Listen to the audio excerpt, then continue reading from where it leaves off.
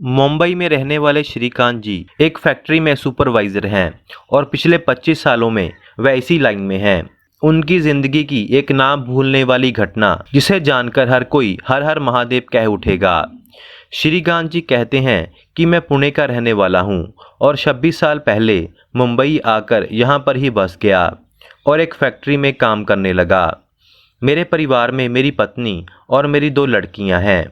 मेरी लड़कियां पढ़ाई में बहुत होशियार थीं और मेरा सपना था कि मेरी बेटियां डॉक्टर बने और जिस लगन से वह पढ़ रही थी उनका डॉक्टर बनना तय था।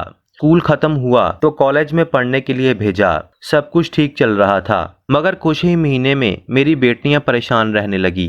पहले तो हमने ध्यान नहीं दिया मगर धीरे धीरे उनका ध्यान पढ़ाई में नहीं लग रहा था और एक दिन आया तो उन्होंने कॉलेज जाने से मना कर दिया। जब हमने उनसे पूछा तो पहले तो वह छुपाती रही मगर बाद में उन्होंने कहा कि एक लड़का उन्हें हर रोज परेशान कर रहा है, अपने साथियों के साथ पूरे कॉलेज में उनको परेशान करता है। मैंने ये बात अपने कुछ लोगों से की और अपनी लड़कियों के कॉलेज चला गया यह सोचकर कि उन लड़कों की शिकायत प्रिंसिपल से करूँगा। हम कॉलेज गए और शिकायत की मगर पता चला कि वह लड़के कॉलेज के नहीं हैं। अब कॉलेज की तरफ से सब दरवाजे बंद थे। धीरे धीरे उन लड़कों की हरकतें और बढ़ने लगी रास्तों पर, कॉलेज में और धीरे धीरे कर हमारे घर तक भी वह पहुंच गए। हमारी बदनामी हर जगह हो रही थी मगर हम मिडिल क्लास लोग थे, कुछ नहीं कर पाए। पुलिस में कंप्लेंट की मगर कोई फायदा नहीं हुआ। पता चला कि वह लड़का किसी अमीर आदमी की औलाद है। पैसे के दम पर उसे कोई कुछ नहीं कह पाया और उसके बाद वह हर रोज हमारे घर के सामने आकर ऊंची आवाज़ों में बोलते। गली मोहल्ले में बदनामी हो चुकी थी। हम अपने घर में कैद हो चुके थे। मेरी लड़कियों का कॉलेज भी छूट चुका था। मैंने भी काम पर जाना बंद कर दिया और 2 हफ्ते से मैं और मेरा परिवार घर में ही परेशान कैद हो चुके थे। अपने परिवार की हालत देखकर मेरे दिमाग पर असर हुआ और मैं बीमार रहने लगा। मेरी तरफ देख देख कर मेरी पत्नी भी परेशान रहने लगी। अब सारे रास्ते बंद हो चुके थे और मुझे यही लग रहा था कि हमारा सारा जीवन अब इसी घर में कैद होकर बीत जाएगा। तभी एक दिन मेरी फैक्ट्री में काम करने वाला एक और आदमी मेरी खबरसार लेने के लिए आया। मैंने अपना सारा दुख उसे कहा। मेरी बात सुनकर उसके मुंह से निकला कि महादेव अपने रुद्र रूप से उन सब का नाश करेंगे, वही आपकी रक्षा करेंगे। उस समय केदारनाथ यात्रा शुरू हुई थी।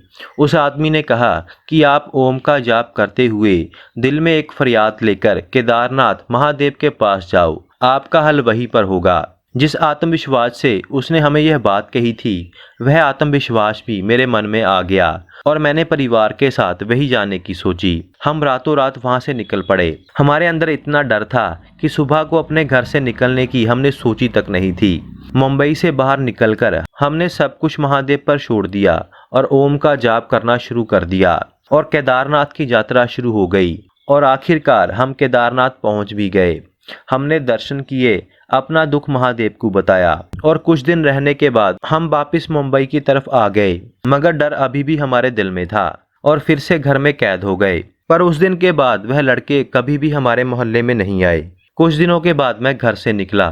धीरे धीरे मेरी लड़कियां भी निकलने लगी मगर वह लड़के कभी भी दिखाई नहीं दिए, ना ही रास्ते में और ना ही कॉलेज में। 1 साल हो गया, सब कुछ ठीक था, पढ़ाई भी अच्छी चलने लगी, कोई परेशानी नहीं थी। तभी कुछ समय बाद हमें किसी से पता चला कि वह लड़का जो आपकी लड़कियों को परेशान करता था वह दिमागी परेशान हो चुका है। यहाँ भारत में उसका बहुत इलाज करवाया मगर बात नहीं बनी।